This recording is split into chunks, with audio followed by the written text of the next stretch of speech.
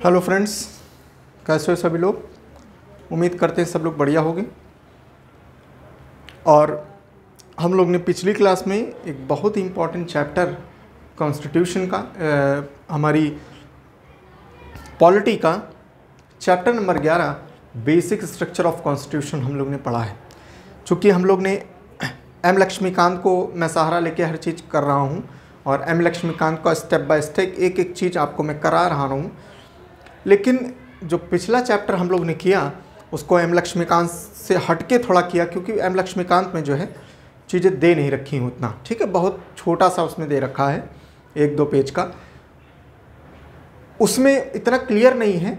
तो उसको पूरा के पूरी जो बैकग्राउंड है और बैकग्राउंड के साथ मैंने एक एक चीज़ को बहुत अच्छे से उठाया है ताकि आपको चीज़ें जो है बिल्कुल क्लियर समझ में आए।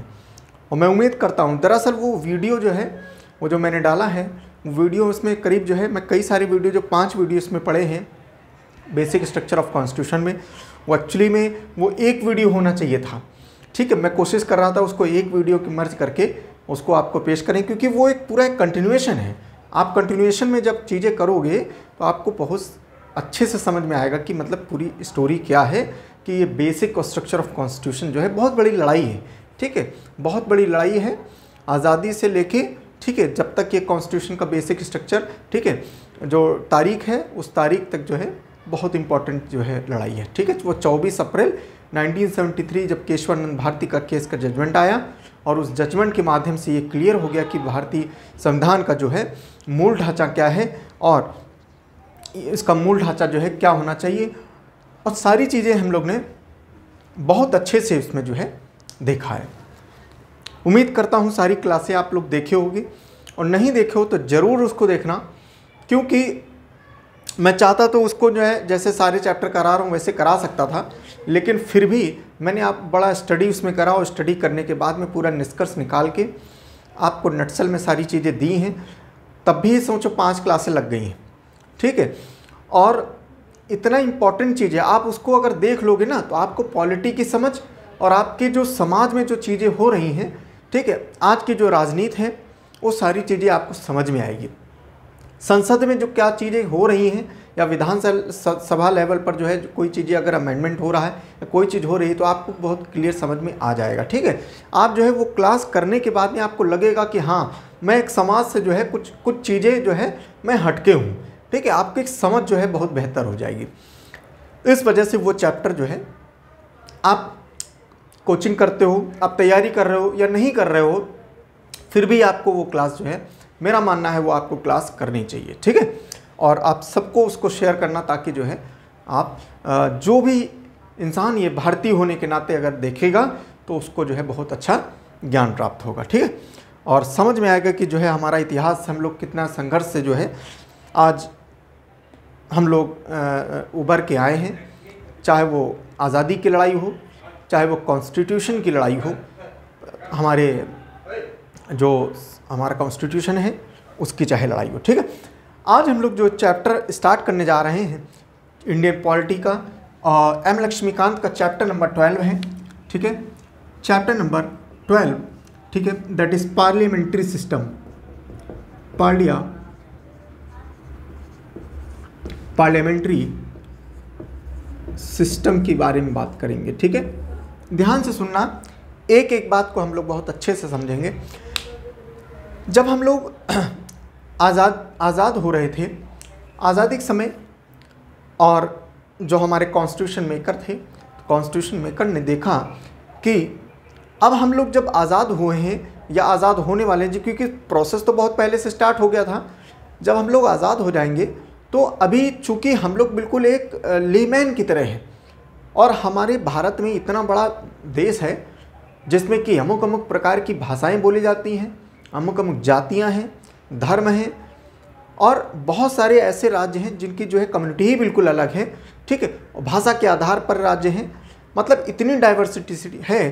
तो इस डाइवर्सिटी के साथ में पूरे देश को आगे ले चलना बहुत बड़ा जो है चैलेंज है, और उस चैलेंज को कैसे हम लोगों को आगे साथ में ले चलना है, ये बहुत सारी चीज़ें इम्पॉर्टेंट है। तो हमारे देश जो है कैसे चलेगा, ये बड़ा इंपॉर्टेंट है। तो ये व्यवस्था हम लोग को बनानी होगी संविधान में, संविधान के तहत ये व्यवस्था बनानी होगी कि हमारा देश को जो है कैसे चलाया जाएगा। तो चूंकि हम लोग गुलाम थे अंग्रेजों के, ब्रिटिशर्स के, तो हम लोग ने ये व्यवस्था जो है, ये ब्रिटिश में जो व्यवस्था चल रही थी पार्लियामेंट्री सिस्टम, वही पार्लियामेंट्री सिस्टम हम लोग ने अडॉप्ट कर लिया। लेकिन जैसे मैंने आपको बहुत पहले भी मैंने कई बार डिस्कस किया है कि हमारा जो कुछ भी हम लोग ने जो अडॉप्ट किया है, चाहे कुछ यूएसए से हो, चाहे वो यूएसएसआर रसिया से हो, चाहे ऑस्ट्रेलिया से हो, चाहे जर्मनी से हो, हम लोग ने हूबहू वैसे ही अडॉप्ट नहीं किया। हम लोग ने उसको अपनी नीड के हिसाब से, अपने देश के हिसाब से उसको जो है अडॉप्ट किया है और उसको मॉडिफाई करके अपने हिसाब से उसको पेश किया है। तो हम लोग ने जो पार्लियामेंट्री सिस्टम है, ये पार्लियामेंट्री सिस्टम जो है कहाँ से लिया है? ये ब्रिटिश गवर्नमेंट से जो है हम लोग ने ब्रिटिश से ये लिया है। ठीक है, अच्छा, ब्रिटिश में कैसा होता है हमको कोई ज़रूरत नहीं है, हमको इंडिया के बारे में समझना है। अब पार्लियामेंट्री सिस्टम जो हम लोग ने लिया, अब हमारे यहाँ पार्लियामेंट्री सिस्टम जो है, हमारा देश कैसा है? डेमोक्रेटिक है। ठीक है, कैसा है? डेमोक्रेटिक। ये क्या है? डेमोक्रेटिक, डेमोक्रेटिक है हम लोग, है ना। Demo means population. ठीक है, डेमो मीन्स पॉपुलेशन। ठीक है, व्यक्ति होते हैं ना, पॉपुलेशन जनसंख्या। मैंने ये चीज़, ये जो है ना वर्ड को तोड़ना और तोड़ के समझाना, यही सारी मेरी कला है ना। साइंस की आप मेरी क्लासें करोगे तो साइंस में आपको जो है, आपको ये चीज़ बहुत जगह देखने को मिलेगी। साइंस को मैंने इतनी आसान भाषा से मैंने पढ़ाया है, जो बच्चे पुराने हैं उनको मालूम है, बहुत आसान भाषा से जो है पूरी साइंस को जो है तोड़ तोड़ के पूरा अच्छे से समझाया, ताकि आपको जो है कोई प्रकार की, आपने कभी साइंस अगर पढ़ी भी नहीं है ना तो आपको बिल्कुल समझ में आएगा। ठीक है, उस लेवल का। तो साइंस की क्लास भी आप देख सकते हो। ठीक, हम लोग कैसे डेमोक्रेटिक हैं? डेमोक्रेटिक मतलब कि जो हमारी जो जनता है, यही सब कुछ है। ठीक है, जनता क्या करती है? जनता, पॉपुलेशन में जो जनता है, ये क्या करती है? ये अपना रिप्रेजेंटेटिव मतलब अपना प्रतिनिधित्व जो है उसको चुनती है, और प्रतिनिधि चुन के उसको जो है आप कैसे चुनेगी? जैसे मान लो लोकसभा है, लोकसभा में क्या है? उनका जो जनसंख्या है उसका अपना प्रतिनिधि होगा। ठीक है, जो सांसदीय के लिए जो है, एमपी के लिए जो है वो खड़ा होगा, और जनता क्या करेगी? उसके हिसाब से वो कैसा बंदा है, कैसा नहीं है, अपने हिसाब से बहुत सारे लोग मान लो खड़े हुए हैं। ठीक है, मान लो मिस्टर ए, ठीक है, मान लो 4 लोग खड़े हैं, ए बी सी डी खड़े हैं। ठीक है, अब ये कौन है? ये कैसा आदमी है? ये क्या काम करेगा, है ना, कि नहीं करेगा? और पार्टी के हिसाब से जो है हम लोग इसको चुनेंगे। जब हम लोग ने इसको चुन लिया तो ये क्या करेगा? जब चुनने के बाद में मान लो ये पार्टी है, मान लो ये पार्टी है, ये पार्टी मान लो ऐसे ही, मैं पार्टी का ही नाम ले लेता हूँ, जैसे मान लो बीजेपी है। ठीक है, मान लो बीजेपी विन कर गई, बीजेपी विन करती है तो क्या होता है? तो जो पार्टी जीतेगी, जो बहुमत मिलेगा, ठीक है, बहुमत से जो जीतेगी, ठीक है, देखो 2 तरीके से जीत सकते हैं। ठीक है, जैसे मान लो कितनी सीटें चाहिए? मान लो कितनी? 545। ठीक है, 545 हमारी टोटल सीटें हैं। ठीक है, तो अब जितनी भी सीटें इसमें चाहिए, मान लो क्या है, इसको 200 सीटें मिली, इसको मान लो क्या है, इसको मान लो 300 मिल गई। ठीक है, ये पार्टी है, इसको 300 साढ़े 300 मिल गई मान लो सीटें। ठीक है, इसको मान लो 150 मिली, है ना, इसको मान लो 120 मिली, ऐसे करके इनको सीटें मिली। तो जो पार्टी जो है, जो बहुमत में होगी, बहुमत जैसे ये पार्टी है, तो ये बहुमत कैसे होता है? 50% + 1। ठीक है, तो ये पार्टी जो है इसको बहुमत मिल गई। अब ये पार्टी क्या करेगी? ये सरकार बनाएगी। अब ये सरकार में कैसे बनेगा? सरकार, अब ये जो पार्टी है, इस पार्टी का एक मुखिया होगा, और वो मुखिया मतलब जितने लोग जीते होंगे, वही जीते हुए लोग जो है अपना जो है प्रधानमंत्री जो है, अपना पीएम जो है वहाँ से चुन लेंगे, और वो पीएम जो है हेड ऑफ द पार्टी हो जाएगा। अब पीएम क्या करेगा?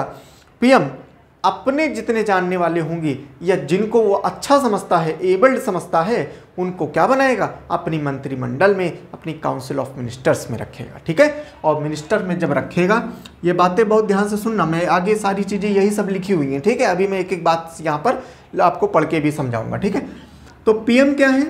पीएम क्या करेगा? जब जीत जाएगा, मतलब बन जाएगा, बनने के बाद में ये अपनी मिनिस्ट्री बनाएगा, ठीक है। मिनिस्ट्री मतलब मिनिस्टर्स बनाएगा, ठीक है। मिनिस्टर्स में काउंसिल ऑफ मिनिस्टर्स जो होते हैं, काउंसिल ऑफ मिनिस्टर बनाएगा। काउंसिल ऑफ मिनिस्टर में वो जनरली वही इंसान को रखता है जब वो बहुमत है। अब देखिए यहाँ पर दो कंडीशन है, यहाँ पर हम बहुमत वाली बात कर रहे हैं, ठीक है। जब बहुमत होगा तो इसके पास, इसको कहीं भी जाने की जरूरत नहीं है पीएम को। पीएम क्या करेगा, पीएम अपने ही आदमियों को, जो जिसको वो अच्छा समझता है, वो क्या करेगा, पीएम के लिए, उसके लिए मंत्री बनाएगा, डिफरेंट मंत्रालय उनको सौंपेगा, ठीक है। और ये कोई ज़रूरी नहीं है, ये कोई ज़रूरी नहीं कि वो बंदा एमपी हो ही। पीएम जिसको भी चाहे उसको एमपी जो है मंत्री बना सकता है, प्रोवाइडेड दैट उसको 6 महीने में उसको जो है मेंबरशिप लेनी होगी, ठीक है। 6 महीने तक उसको मंत्री जो है बिना सांसद हुए बिना ही उसको मंत्री बना सकता है प्रधानमंत्री, ठीक है। चलो नेक्स्ट आगे समझते हैं। अब क्या हुआ, ये तो वो बात हुई जब ये पीएम जो है पूरी मेजॉरिटी के साथ में इनकी पार्टी जीती है। अगर मान लो जैसे ये पार्टी है 200 वाली, ठीक। अब ये वाले मान लो किसी के पास, इसके पास इतने नहीं मिले, इसके पास मान लो 135 ही बने थे। अब देखो किसी को भी जो है, किसी को भी यहाँ पर मेजॉरिटी नहीं मिली, ठीक। किसी को भी मेजॉरिटी नहीं मिली तो क्या होगा, यहाँ पर क्या होगा, इनको या किसी को भी जो है अपना मेजॉरिटी प्रूव करने के लिए ये लोग क्या करेंगे, गठबंधन करेंगे, ठीक है। अब मान लो ये क्या है, इन्होंने इनसे बात करा कि भाई आओ जाओ हमारे साथ में आ जाओ, और आके जो है हम लोग की जो है बहुमत हो जाएगा, और बहुमत के साथ में हम लोग जो है सरकार बना लेंगे, ठीक। और फिर जब ये मान लो ये लोग आपस में मिल गए, ठीक है, ये आपस में मिल गए। अब मिलने के बाद में भी इस दो को सरकार बनेगी, लेकिन अब जो सरकार बनेगी, अब वो सरकार इतनी स्ट्रांग नहीं होगी। क्यों, बैसाखी वाली सरकार है ये ना। बैसाखी वाली मतलब कि जो पार्टी बी है और पार्टी ए है, अब ए पार्टी वाले अपनी तरीके से सोचेंगे, है ना, ये चाहेंगे कि हम मंत्री बने, हम प्रधानमंत्री बने। बी पार्टी वाले सोचेंगे कि हम मंत्री बने, हम प्रधानमंत्री बने, ठीक। तो अपनी अपनी खींचातानी होगी। यही कारण है जो बैसाखी वाली सरकारें होती हैं, तो बैसाखी वाली सरकारों में जो है जो प्रधानमंत्री या मंत्रिमंडल जो है उतना स्ट्रांग नहीं बन पाता है, और प्रधानमंत्री जो है पूरे खुले हाथों से जो है काम नहीं कर पाता है, ठीक है। क्योंकि दबाव होता है ना, दबाव होता है। मान लो कोई भी चीज़ होगी, कोई भी चीज़ अपनी मर्जी से अगर करना चाहा प्रधानमंत्री, तो क्या होगा, मान लो दूसरी पार्टी जिसका समर्थन है वो क्या है, अपना समर्थन अगर हटा लिया तो तुरंत जो है पार्टी क्या है, डिसॉल्व हो जाएगी। क्लियर है। तो ये सारी चीज़ें जो हैं इस पार्लियामेंट्री सिस्टम में होता है। क्या क्या चीज़ें हैं, बहुत ध्यान से हम लोग ने एक एक बात को समझना है। The constitution of India provides for the parliamentary form of government both at the centre and in the state, ठीक है। सेंटर पर और स्टेट में दोनों ही जगह जो है हमारी पार्लियामेंट्री फॉर्म ऑफ सिस्टम जो है होता है। पार्लियामेंट्री सिस्टम मतलब जो मैंने बताया कि जैसे पार्लियामेंट है तो लोकसभा है, राज्यसभा है, ठीक है। उसी प्रकार से अगर विधानमंडल की अगर बात करें तो विधानमंडल में विधानसभा है, विधान परिषद है, ठीक है। तो बिल्कुल सेम जो है, और यहाँ पर इनका जो हेड होगा वो क्या है, इधर प्रेसिडेंट है, ठीक है, इधर प्रेसिडेंट होता है, और इधर क्या है, गवर्नर होता है, ठीक है, इधर गवर्नर होगा। आगे article 74-75 deal with the parliamentary system at the centre, and article 163 and 164 in the state, ठीक है। दोनों आर्टिकल जो है साइमल्टेनियसली जो है स्टेट में और सेंटर में जो है बात करते हैं। Modern democratic government are classified into the parliamentary and the presidential on the basis of the nature of relation between the executive and the legislative organ of the government। आज की बात अगर करें, मॉडर्न एरा की बात करें, तो कैसे कैसे जो कामकाज होता है और कैसे रिस्पॉन्सिबिलिटीज़ जो है डिवाइडेड हैं, इस आधार पर जो है पार्लियामेंट्री सिस्टम जो है वो विभाजित किया गया है। जैसे इसमें बताया है क्या कि on the basis of relation between the executive and legislature, executive और लेजिस्लेचर के आधार पर जो है इसको डिपेंड वो करा जाता है, ठीक है। कैसे कैसे ध्यान से समझना। देखो मैंने अभी क्या बताया, जो प्रधानमंत्री है, ठीक है, जैसे मान लो इसी में क्या हुआ, मैंने बताया ना 350 सीटें कितनी हैं, 445, 350 सीटें मिली मान लो पार्टी ए को, ठीक है। अब क्या हुआ, ये पार्टी, ये क्या है, ये सारे के सारे क्या हैं, एमपी हैं। अब इन्हीं एमपी में से सरकार मान लो 50 मंत्री बनाती है, ठीक है, 50 मिनिस्टर बनाती है, बहुत ध्यान से सुनिएगा, 50 मिनिस्टर बनाती है। तो ये जो 50 मिनिस्टर हैं ये क्या कहलाएंगे, काउंसिल ऑफ मिनिस्टर कहलाएंगे, और यही क्या है, यही इन्हीं को एग्जीक्यूटिव बोला जाता है। क्या बोला जाता है, एग्जीक्यूटिव बोला जाता है। और ये क्या है, ये लेजिस्लेचर, ये पूरा मिला के क्या है, ये लेजिस्लेचर है।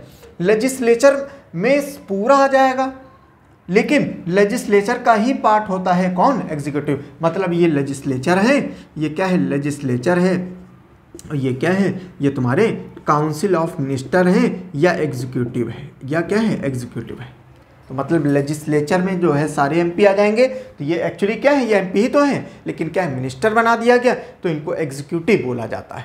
तो एग्जीक्यूटिव और लेजिस्लेचर, इनके बीच में संबंध क्या है, इसी पर निर्धारित होता है कि किस देश में जो है कैसा संबंध है, कैसा पार्लियामेंट्री फॉर्म ऑफ गवर्नमेंट होती है, ठीक है। Next, the parliamentary system of government is the one in which executive is responsible to the legislature for its policies and act। मैंने आपको बताया कि जैसे ही जो पार्लियामेंट्री फॉर्म ऑफ गवर्नमेंट हमारे यहाँ जो है, उसमें क्या होता है, उसमें जो ये एग्जीक्यूटिव है ना, ये एग्जीक्यूटिव इस लेजिस्लेचर के लिए रिस्पॉन्सिबल है। लेजिस्लेचर के ऊपर जो है ये अपनी एक्ट पर, अब ये जो भी ये एग्जीक्यूटिव, ये जो मंत्री हैं, ये जो भी पॉलिसी बनाएंगे, जो भी कामकाज करेंगे, उसके लिए ये क्या है, रिस्पॉन्सिबल है लेजिस्लेचर का।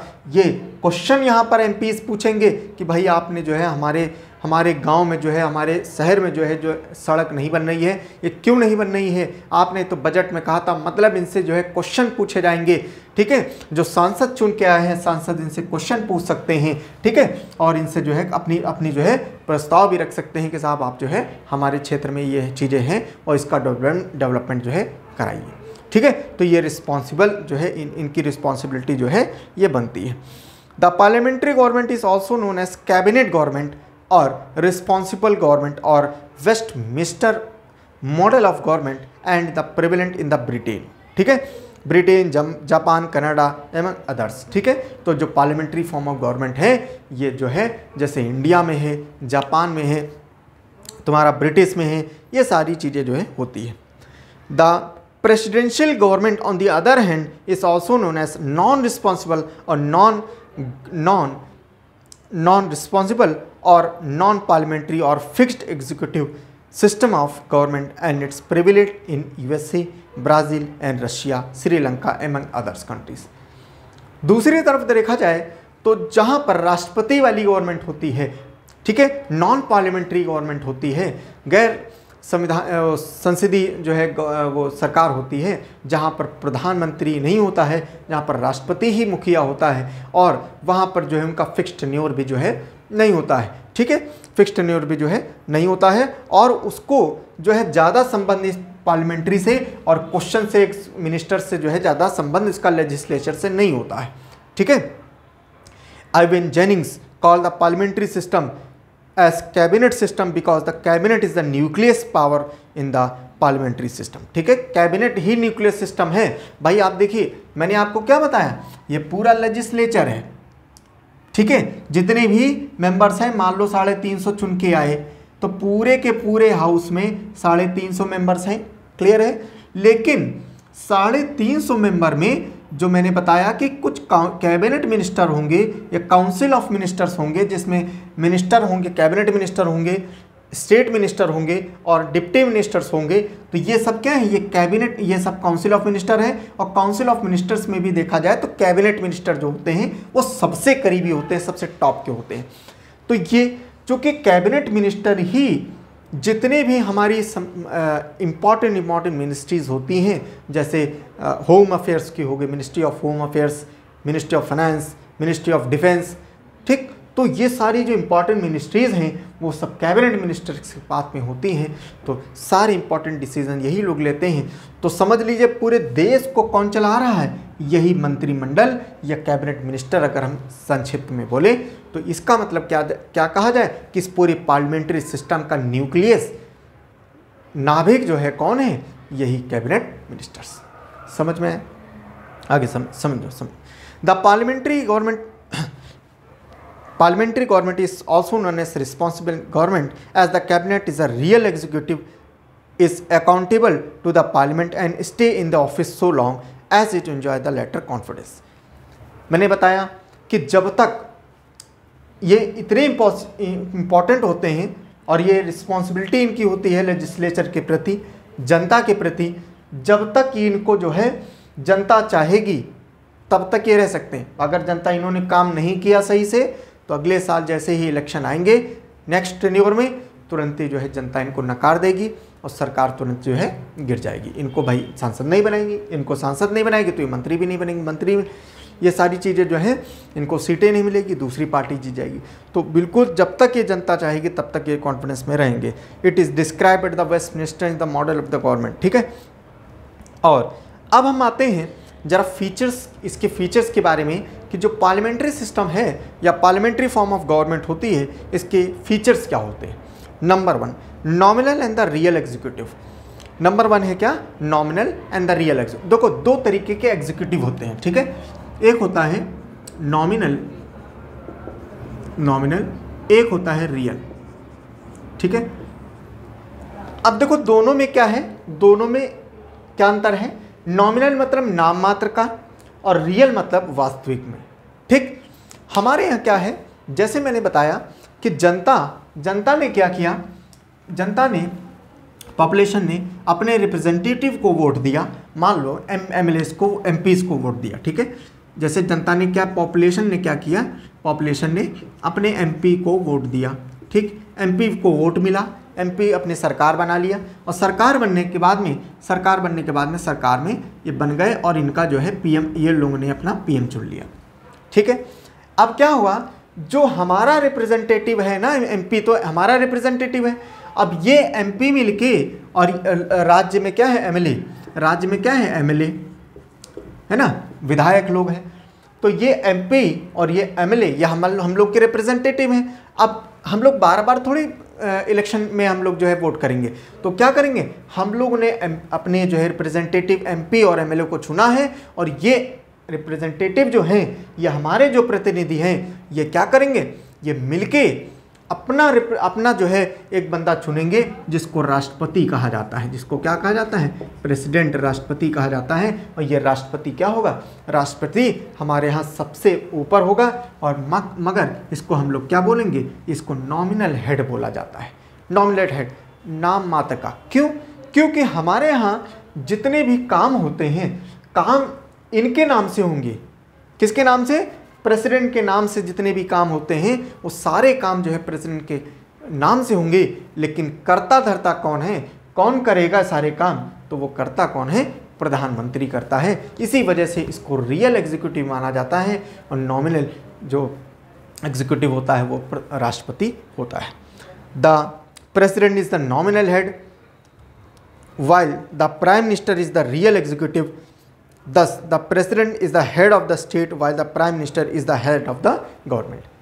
इसकी एक लाइन भी कहा जाता है कि जो प्रेसिडेंट है ये हेड ऑफ स्टेट होता है ये, ठीक है, हेड ऑफ स्टेट मतलब पूरे संपूर्ण कंट्री, स्टेट मतलब पूरी कंट्री, ठीक है, तो ये पूरी कंट्री का हेड होता है कौन, राष्ट्रपति। लेकिन अगर जो सरकार है उस सरकार का हेड जो है कौन होता है, पीएम, हेड, ये हेड ऑफ ये गवर्नमेंट, हेड ऑफ गवर्नमेंट कौन होगा, ये प्राइम मिनिस्टर होता है, ठीक है। Next, article 74 provides for the council of minister headed by the prime minister to aid and advise the president in the exercise of his function. President, मैंने आपको बताया कि एक नॉमिनल हेड है, उसको कोई भी काम करने के लिए उसके लिए आर्टिकल 74 में दे रखा है कि काउंसिल ऑफ मिनिस्टर्स होंगे और वो जो है उसकी सलाह से ही सारी काम करेगा, ठीक है। काउंसिल ऑफ मिनिस्टर्स मैंने बोला, ये काउंसिल ऑफ मिनिस्टर ही सारा काम जो है ये क्या करेंगे, यही सारी चीज़ें बताएंगे और वो सारी चीज़ें जो है राष्ट्रपति करेगा। ठीक है, आर्टिकल नंबर 74 में इसको दे रखा है, the advice to surrender is binding on the president. ये बड़ी इंपॉर्टेंट बात है कि जो एडवाइस जो काउंसिल ऑफ मिनिस्टर या प्रधानमंत्री देंगे वो राष्ट्रपति पर बाउंडिंग होगा। ठीक है, और इसको मैं आपको एक बात बताता हूँ, बाइंडिंग की बात। देखो हुआ क्या, पहले ऐसा सिचुएशन नहीं होता था। ठीक है, पहला ऐसा बाइंडिंग और ये बाउंडेड वाला काम नहीं होता था, पहले जो है स्वतंत्र होता था। लेकिन हुआ क्या, जब इंदिरा गांधी की गवर्नमेंट सरकार चल रही थी उस समय क्या हुआ, उस समय बहुत सारे ऐसे अमेंडमेंट्स करे गए और बहुत सारी चीज़ें ऐसे करी गई जिसकी वजह से क्या हुआ, और क्या होता था कि बड़ा जो है मिसमैच हुआ।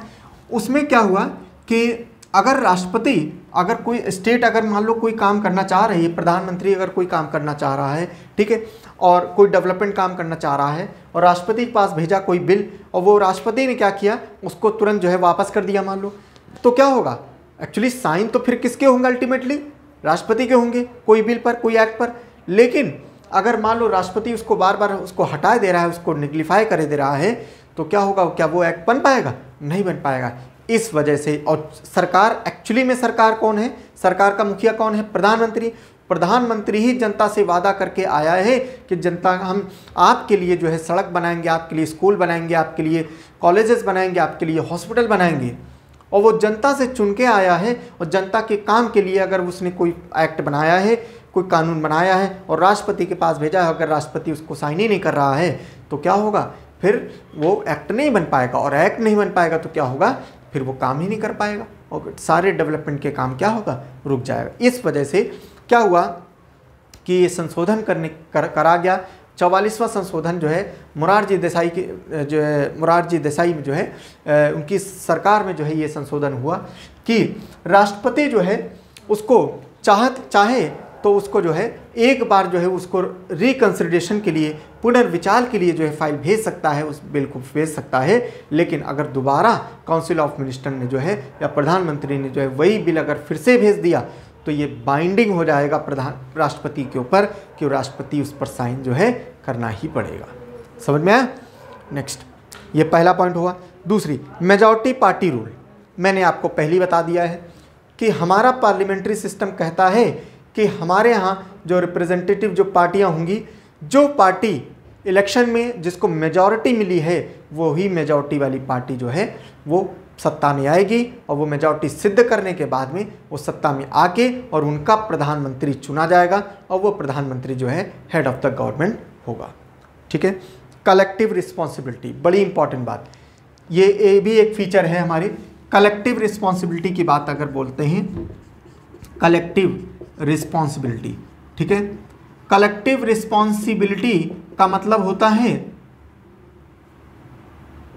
इसका मतलब होता है कि एक साथ ही सभी मिनिस्टर और पूरी सरकार इवन जो है रिस्पॉन्सिबल है लेजिस्लेचर के लिए। ये देखो इधर से ये डायग्राम देखो, ये लेजिस्लेचर है, इस लेजिस्लेचर के कुछ काउंसिल ऑफ मिनिस्टर हैं या कह लो कैबिनेट मिनिस्टर हैं।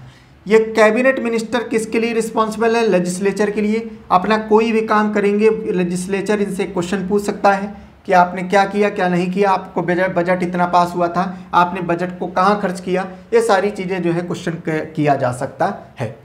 अगर ये काउंसिल ऑफ मिनिस्टर जो है पूरी सरकार को चला रहे हैं, ठीक है, पूरे देश में जो है ये राज कर रहे हैं, पूरे देश को ये चला रहे हैं। अगर क्या होता है कि अगर यहाँ पर बहुमत ये लोग साबित नहीं कर पाते हैं, अगर कोई सत्ता इसमें जो है ये मान लो इनके पास जो है बहुमत नहीं मिला या बहुमत जो है कम हो गया, कोई पार्टी से समर्थन था वो मान लो हट गई, तो कलेक्टिवली ये सारे के सारे मिनिस्टर जो है ये पूरी जो है, या तो एक दूसरा एग्जांपल लेते हैं, बहुत अच्छा एग्जांपल, कि जैसे मान लो मैंने बताया कि ये पूरी जो मिनिस्टर्स हैं, ठीक है, ये सारे मिनिस्टर हैं, इनका मुखिया कौन होगा, पीएम। ठीक, अब मान लो ये पीएम इसकी डेथ हो जाती है तो पूरे के पूरे जितने मिनिस्टर हैं ये सारे के सारे मिनिस्ट्री जो है, सारे मिनिस्टर्स, ये पूरी सरकार भंग हो जाएगी। अब नया जो प्रधानमंत्री बनेगा वो नया प्रधानमंत्री अपने खुद के मिनिस्टर्स बनाएगा। मैंने बताया ना, प्रधानमंत्री क्या करेगा, अपने खास लोगों को ही मिनिस्टर बनाता है ज़्यादातर, वो क्या करेगा, अपने ही खास को बनाएगा। ठीक है, और मैंने बताया यहाँ तक भी है कि जो कोई एमपी है भी नहीं उसको भी मिनिस्टर बना सकता है। क्लियर है। Next, political homogeneity. Next point है इसका पॉलिटिकल होमोजेनिटी, नेक्स्ट फीचर है पॉलिटिकल होमोजेनिटी। होमोजेनिटी का मतलब, होमो मीन्स सेम, होमोजेनिटी का मतलब होता है सेम। भाई मैंने आपको बताया कि मान लो इसको 350 वोट मिल गए पार्टी बी को, मान लो ये पार्टी कौन सी है, कोई भी पार्टी, मान लो कांग्रेस है, ठीक, ये कांग्रेस पार्टी है, तो कांग्रेस पार्टी जब विन करेगी इन्हीं का मुखिया प्रधानमंत्री बनेगा। तो आप देखिए जितने भी एमपी जीते हैं 350, ये क्या है, ये सब कांग्रेसी हैं, और सब कांग्रेसी हैं तो ये बिल्कुल ये सेट बात है कि इसमें जितने भी लोग होंगे सबकी विचारधारा कैसी होगी, कांग्रेसी होगी। या भाजपा है या बीजेपी है, बीजेपी सरकार है, तो इसमें जितने भी एमपी होंगे वो सब उनकी विचारधारा कैसी होगी, वो बीजेपी वाली विचारधारा होगी।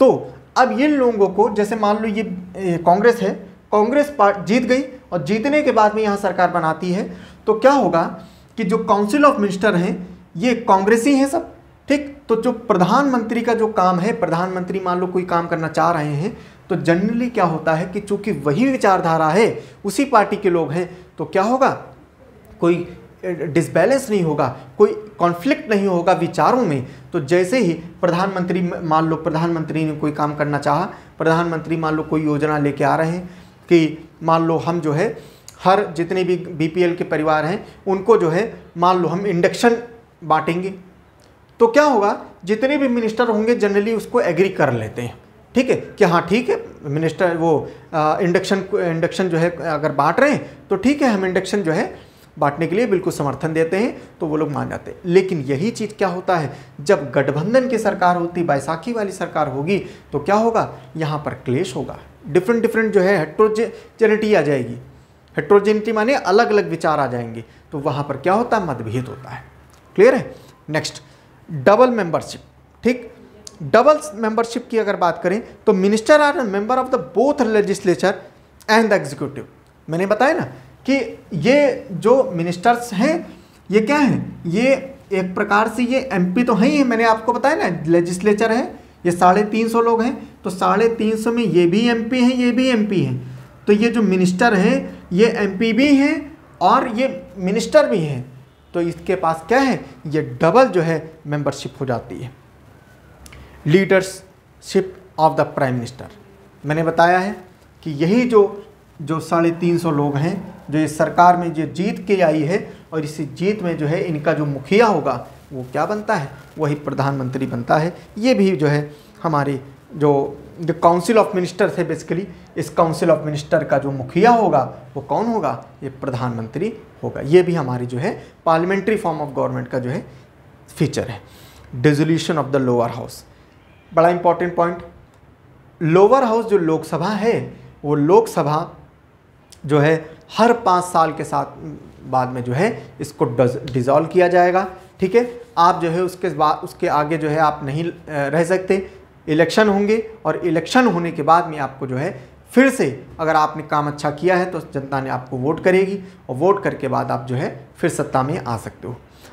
दूसरी बात ये भी है कि जब जो है मान लो सत्ता में है, कोई पार्टी सत्ता में है, और सत्ता में होते हुए मान लो क्या हुआ, जैसे एक एग्जांपल ले रहा हूँ, बहुत ध्यान से सुनिएगा, ठीक है। डिसोल्यूशन वाले में मैंने बताया कि जैसे कोई पार्टी है और वो पार्टी को बहुमत नहीं है, ठीक है, मैंने यही वाली बात बताई, ठीक है, यही वाली बात बताई। जैसे ऐसे ही मान को चलो, जैसे ये पार्टी ये है, इसको 200 सीट मिली है, अब इसने क्या किया, इसने जो है इससे जो है गठबंधन कर लिया, इसके पास 150 सीटें हैं, ये पूरे टोटल इसके पास 350 सीटें हो जाएंगी।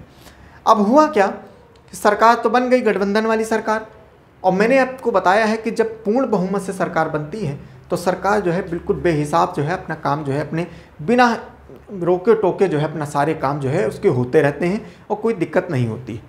लेकिन जहाँ गठबंधन वाली सरकार बनेगी तो गठबंधन में क्या होगा कि कोई भी काम जो है मुखिया अगर करेगा, प्रधानमंत्री या काउंसिल ऑफ मिनिस्टर करेगा, तो तुरंत जो है उसमें ऑब्जेक्शन करने वाले भी लोग बहुत ज़्यादा होंगे। ठीक, सिंपल सी बात है। इनके जो काउंसिल ऑफ मिनिस्टर होंगे, तो काउंसिल ऑफ मिनिस्टर जो गठबंधन है, तो गठबंधन में क्या होगा, दोनों ही पार्टी के जितनी भी पार्टियां गठबंधन में होंगी उन सबके ही मिनिस्टर होंगे। और मैंने बताया कि पॉलिटिकल होमोजेनिटी यहाँ पर नहीं हो पाएगी, एक जैसी सोच जो है, एक जैसी आइडियोलॉजी यहाँ पर नहीं हो पाएगी। तो मान लो यहाँ पर प्रधानमंत्री ने कहा कि हम जो है इस बार जो है हम इंडक्शन जनता को बांटेंगे, जो गरीब परिवार है उनको हम इंडक्शन बांटेंगे। तो हो सकता है कि दूसरी पार्टी व्यक्ति जो है कहने लगे नहीं, हम इंडक्शन के जो है फेवर में नहीं है, क्योंकि इंडक्शन जो है बिजली बहुत खाता है और बिजली की खपत जो है वो पुअर आदमी जो है वो बिजली की बिल कैसे जमा करेगा। अब देखिए कन्फ्लिक्ट हो गया। कन्फ्लिक्ट होने के कारण जो है कोई भी बिल जो है ये पास होना जो है समझ लो मतलब बहुत टेढ़ी खीर हो जाएगी। तो क्या होगा, अल्टीमेटली क्या होगा, जो प्रधानमंत्री होगा तो प्रधानमंत्री ये कोशिश करेगा क्या कि जितनी जल्दी हो सके ये टेन्योर ख़त्म हो और मैं दोबारा चुनाव लड़ूं और दोबारा चुनाव लड़ने के बाद में मैं सत्ता में फिर से बहुमत के साथ आ सकूं। दूसरी बात, मैंने आपको पिछली क्लास में एक बात बताई है जो पूरी बेसिक स्ट्रक्चर में, कि बहुत ऐसा भी हो सकता है प्रधानमंत्री के पास में ये पावर होती है, प्रधानमंत्री राष्ट्रपति से सिफारिश कर सकता है कि साहब हमारी सरकार जो है, जो अल्पमत की सरकार है, इसको डिज़ोल्व किया जाए और डिज़ोल्व करने के बाद में जो है फिर से चुनाव करे जाएं और चुनाव करने के बाद में हम फिर से मतलब सत्ता में आ सकते हैं, मतलब चुनाव करे जाएं। ठीक है, फिर सत्ता में आए ना आए वो बात दूसरी है, लेकिन चुनाव के लिए जो है ये प्रधानमंत्री रिक्वेस्ट कर सकता है राष्ट्रपति से। ऐसा हुआ भी है 72 में 1972 में जो चुनाव होने थे इंदिरा गांधी के समय, अल्पमत सरकार होने के कारण जो भी पॉलिसी जो भी कुछ करती थी तो सुप्रीम कोर्ट जो है आड़े आ रहा था, और जो सरकार जो है मात्र एक वोट से जो है ये प्रिवी पर्स वाला मैटर जो है इंदिरा गांधी पास नहीं करवा पाई थी। तो इस वजह से इंदिरा गांधी ने रिक्वेस्ट किया कि जो है इलेक्शन जो है 72 में न करा के 71 में ही कराया जाए, और यही चीज़ राष्ट्रपति ने मान लिया था और राष्ट्रपति के द्वारा जो है मानने के बाद में इलेक्शन 71 में हुए और इंदिरा गांधी जो है पूर्ण बहुमत से जो है सरकार बनाती है। ठीक है, तो ये चीज़ जो है डिसोल्यूशन ऑफ लोअर हाउस, और अगर जो है ये डिसोल्यूशन जो है राष्ट्रपति ने कह दिया तो पूरी की पूरी सरकार जो है भंग हो सकती है, डिसॉल्व हो सकती है। ठीक है, और लास्ट फीचर जो है इसका है सीक्रेसी। हमारी पार्लियामेंट्री फॉर्म ऑफ सिस्टम का जो है एक और फीचर आता है वो है सीक्रेसी। सीक्रेसी माने जो है गोपनीयता। हमारे मंत्री जब शपथ लेते हैं तो गोपनीयता की भी शपथ लेते हैं कि हम मंत्री पद पर जब भी रहेंगे तो जो भी सरकार की नीतियां हैं, जो भी सरकार की योजनाएं हैं वो हम कभी बाहर डिस्क्लोज नहीं करेंगे। अगर डिस्क्लोज हो गया, क्यों गोपनीयता की शपथ दिलाई जाती है, क्योंकि अगर गोपनीयता की शपथ नहीं दिलाई गई तो अगर मान लो कोई मंत्री है, एक एग्जाम्पल से मैं समझाता हूँ, ध्यान से सुनिएगा।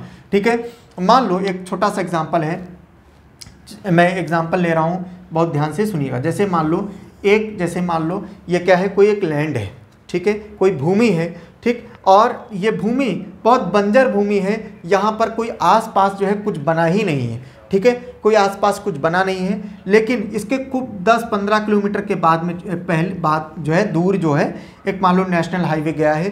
ठीक, अब हुआ क्या, सरकार की योजना बन रही है, सरकार की योजना, ये प्रधानमंत्री की योजना बन रही है कि इस जो बिछड़ा हुआ जो ये राज्य है, बिछड़ा हुआ जो ये मान लो कोई सिटी है, उस सिटी को जो है बनाने के लिए उसके उद्धार के लिए सरकार क्या कर सकती है, सरकार मान लो एक यहाँ पर स्टेडियम खोलना चाह रही है। ठीक है, एक स्टेडियम यहाँ पर स्टेडियम जो है बनाना चाह रही है, एक स्टेडियम बनाएगी, यहाँ कुछ हॉस्पिटल बनाना जा रही है। ठीक है, यहाँ इस वाले इलाके में स्टेडियम बना रही है, मान लो हॉस्पिटल बना रही है। ठीक, और मान लो कुछ भी यहाँ पर सरकार जो है अपना योजना लाने की प्लानिंग बना रही है ताकि यहाँ का ये जो अंडर डेवलप एरिया था इसको डेवलप किया जा सके, और नेशनल हाईवे है ये, उससे बढ़िया जोड़ देंगे, कोई दिक्कत नहीं है। अब ये सरकार की योजना है, अब मान लो सरकार की योजना तो ऐसे होगी नहीं, मिनिस्टर के साथ में होगी। अब मिनिस्टर को जो है मालूम चल गया कि सरकार ऐसा काम करने जा रही। अब यहाँ की आप समझ लो, इसके पहले देखो ज़मीन कैसी है, बिल्कुल बंजर है, कोई यहाँ पर मतलब किसी मतलब जो है औने पौने दाम में मान लो जो है 100 रुपये 200 रुपये जो है स्क्वायर फीट ज़मीन मान लो यहाँ पर है, बहुत सस्ती ज़मीन है, 100 रुपये मान लो। ठीक, इतनी सस्ती कुछ है ही नहीं, यहाँ पर 100 रुपये में ज़मीन है। अब पता चला कि जो मिनिस्टर को मालूम चला ये बात कि यहाँ की जो है हॉस्पिटल बनने जा रहा है, यहाँ पर स्टेडियम बनने जा रहा है, यहाँ एयरपोर्ट बनने जा रहा है, तो अगर ये मिनिस्टर इसको गोपनीयता की शपथ नहीं होगी तो क्या होगा? अगर ये क्या किया, ये जाके अपने इलाके में अपने दोस्त, अपने यार और अपने ही जो सगे संबंधी हैं उनको जाता है, कह रहा है भैया इधर आओ, तुमको बहुत काम की चीज़ बताते हैं। और क्या हुआ? इन सब से बताया, अपने दोस्तों से, अपने यार दोस्तों से, अपने सगे संबंधियों से बता के क्या करेगा? बताएगा क्या? तुरंत यहाँ की ज़मीनें जो है, तुरंत आप ज़मीनें जो है खरीद लो। अब यहाँ के जो किसान होंगे भाई 100 रुपये की ज़मीन थी, है ना, अब मान लो 100 रुपये की ज़मीन थी, ठीक, मान लो 150 रुपये की लालच देके किसान को 150 रुपये की ज़मीन जो है, खूब सारी ज़मीनें, मान लो 500 मान लो एकड़ों में ज़मीन खरीद लिया, हज़ारों एकड़ जो है ज़मीन मान लो क्या हुआ यहाँ पर खरीद लिया। क्यों खरीद लिया? क्योंकि उसको मालूम है यहाँ पर सरकार क्या बनाने जा रही? स्टेडियम। और स्टेडियम जैसे बनाएगी तो क्या होगा? भूमि अधिग्रहण होगा, सरकार भूमि लेगी और सरकार क्या करेगी? तुरंत ही, अब जब भूमि लेगी तो ये भूमि किसकी? अब ये मान लो खरीद तो लिया किसने? मंत्री ने, और मंत्री के सगे संबंधी ने, तो क्या होगा? ये सारी ज़मीन जो है, ये प्रॉफिट किसको हो जाएगा? कई गुना। यही 100 रुपये की जो ज़मीन मंत्री और उनके सगे संबंधी ने जो खरीदा है, वो समझ लो ज़मीन कितने में जाएगी?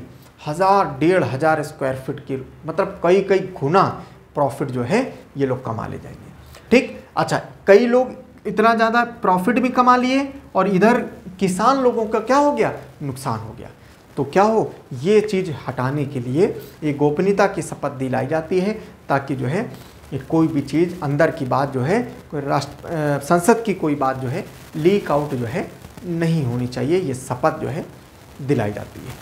तो ये सारे फीचर्स हमारे जो है, हमारे जो पार्लियामेंट्री फॉर्म ऑफ गवर्नमेंट जो है उसके होते हैं। और इसके अगर अलावा बात करें feature of presidential form of government, अगर हम राष्ट्रपति, जो जहाँ पर राष्ट्रपति वाली गवर्नमेंट होती है, ठीक है, उसके क्या क्या फीचर्स हैं तो वो भी ज़रा देख लेते हैं इसी क्लास में। The American president is both the head of the state and the head of the government as well. जैसे मैंने अभी अपनी बताया कि जो अपने यहाँ है, अपने यहाँ क्या होता है? अपने यहाँ जो उसका हेड ऑफ स्टेट कौन है? हेड ऑफ स्टेट प्रेसिडेंट होता है, लेकिन अगर हेड ऑफ गवर्नमेंट की अगर बात करें तो प्रधानमंत्री होता है। लेकिन जहाँ पर राष्ट्रपति, जैसे यूएसए, तो यूएसए में क्या होता है? यहाँ पर हेड ऑफ स्टेट और हेड ऑफ गवर्नमेंट, इन दोनों का हेड कौन होता है? राष्ट्रपति होता है। वहाँ कोई प्रधानमंत्री नहीं, वहाँ दोनों का हेड कौन होगा? राष्ट्रपति होगा। The president is selected by the electoral college for the fixed tenure for 4 years। He can not be remove by the Congress except the impeachment process of the unconstitutional act. राष्ट्रपति जो है वहाँ पर 4 साल के लिए जो है ये परमानेंट जो है सेलेक्ट किया जाता है, और उसको जो है आप हटा नहीं सकते। आप जो है बहुत रेयर केस में जो है उनका इम्पीचमेंट प्रोसेस होता है, तो वो इम्पीचमेंट प्रोसेस से जो है आप हटा सकते हो, अदरवाइज आप जो है इसको हटा नहीं सकते हो। The president governs with the help of cabinet और a smaller body called kitchen cabinet. इनकी भी एक छोटी सी एक, जैसे हम लोग क्या काउंसिल ऑफ मिनिस्टर्स होता है ना, इनकी छोटी सी एक मेंबरशिप होती है, वो मेंबर्स उनको किचन कैबिनेट कहा जाता है, जो राष्ट्रपति के जो है सलाहकार होंगे और राष्ट्रपति की मदद करेंगे। ठीक है, इनके जो है, और it is only the advisory body and consist of non elected departmental secretaries. ये कोई ज़रूरी नहीं कि इलेक्टेड बंदे हों, जैसे अपने यहाँ क्या एमपीज़ हैं, एमपीज़ ही एग्जीक्यूटिव बन जाएंगे, मिनिस्टर्स बन जाएंगे। यहाँ पर कोई ज़रूरी नहीं है कि वो इलेक्टेड हो या ना हो। ठीक है, the president and his secretaries are the not responsible for the Congress, their act they neither possess the membership of the Congress nor attend the session.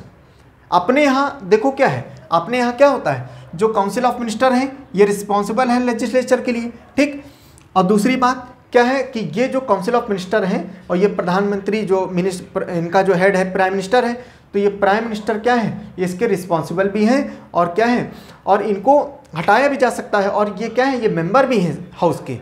मैंने बताया ना कि सारे क्या है, ये एमपी हैं, एमपी हैं और मिनिस्टर भी हैं कुछ लोग। लेकिन राष्ट्रपति वाले जो प्रेसिडेंशियल फॉर्म ऑफ गवर्नमेंट होती है, यहाँ पर इनके जो किचन कैबिनेट है, ये कोई ज़रूरी नहीं कि मेंबर हो या ना हो, कोई ज़रूरी नहीं, मतलब होते ही नहीं। जो वो क्या है, वो सेक्रेटरीज होते हैं, और चूँकि वो मेंबर नहीं है तो इस वजह से क्या है वो कांग्रेस मतलब वहाँ की जो जैसे पार्लियामेंट आप लोग क्या है ना, हम लोग क्या पार्लियामेंट बोलते हैं, वहाँ के संसद को क्या बोलते हैं, कांग्रेस बोलते हैं। तो वो कांग्रेस के लिए रिस्पॉन्सिबल भी नहीं है, क्योंकि वो कोई मेंबर तो है नहीं उसके, तो भाई सिंपल सी बात है वो कोई आंसरेबल भी नहीं है अपने एक्ट के लिए। ठीक है, the president cannot dissolve the house of the representative in of the lower house of the Congress. President के पास पावर भी नहीं है कि वो लोअर हाउस को जो है डिसॉल्व कर सके। ठीक है, अपने यहाँ जो है ये चीज़ हम लोग ने देखा भी। The doctrine of separation of power is based on the American presidential system. ठीक है, सेपरेशन ऑफ पावर है वहाँ पर। हमने देखा भी क्या, हमारे यहाँ लेजिस्लेटिव और एग्जीक्यूटिव एक साथ मिलके काम करती। भाई आप ध्यान से समझना, मैंने बताया ना कि 350 MP बन के आए। ये MP सारे क्या थे, ये सारे MP लेजिस्लेचर थे। अब इन्हीं MP से क्या बनाया हम लोग ने, एग्जीक्यूटिव बनाया, कैबिनेट मिनिस्टर बनाए, ये काउंसिल ऑफ मिनिस्टर, ये क्या बन गए, एग्जीक्यूटिव बन गए। तो क्या है, ये आपस में इनका रिलेशन है। ऐसे भी रिलेशन है कि ये MP ही एग्जीक्यूटिव है, काउंसिल ऑफ मिनिस्टर है, और ऐसे भी रिलेशन है कि काउंसिल ऑफ मिनिस्टर जो है रिस्पॉन्सिबल है लेजिस्लेचर का। तो हम लोग का क्या है, एक रिस्पॉन्सिबिलिटी है, तो इंटरलिंक्ड है। लेकिन प्रेसिडेंशियल फॉर्म में जो है यहाँ पर लेजिस्लेचर और एग्जीक्यूटिव और जुडिशरी बिल्कुल अलग अलग है। मतलब कोई भी जो है एग्जीक्यूटिव अपना अलग काम करेगा, वो कोई आंसरेबल नहीं, उनसे कोई क्वेश्चन नहीं पूछ सकता कि जो है आपने क्या काम किया है, आपने जो है ये बजट है कहाँ पर आपने खर्च किया है, ये सारी चीज़ें आप कोई नहीं। अपना एग्जीक्यूटिव अलग काम करेगा, जुडिशरी अलग काम करेगा, लेजिस्लेचर अपना अलग काम करेगा। ठीक है, तो ये सारी चीज़ें जो हैं फीचर होते हैं प्रेसिडेंशियल फॉर्म ऑफ गवर्नमेंट। आगे हम लोग जो है थोड़ा सा और है, एक क्लास और लगेगी, उसमें जो है आपको दूसरी क्लास में जो है आपको सारी चीज़ें और समझा देंगे और ये क्लास पूरी ख़त्म हो जाएगा, चैप्टर पूरा ख़त्म हो जाएगा। उम्मीद है आपको क्लास समझ में आई होगी। ठीक है, आपको कोई प्रकार की समस्या अगर है आप जो है क्वेश्चन पूछ सकते हो कमेंट में, और अगर क्लास अच्छी लगी तो उसको लाइक करना, शेयर करना और सब्सक्राइब करना। ठीक है, थैंक यू सो मच।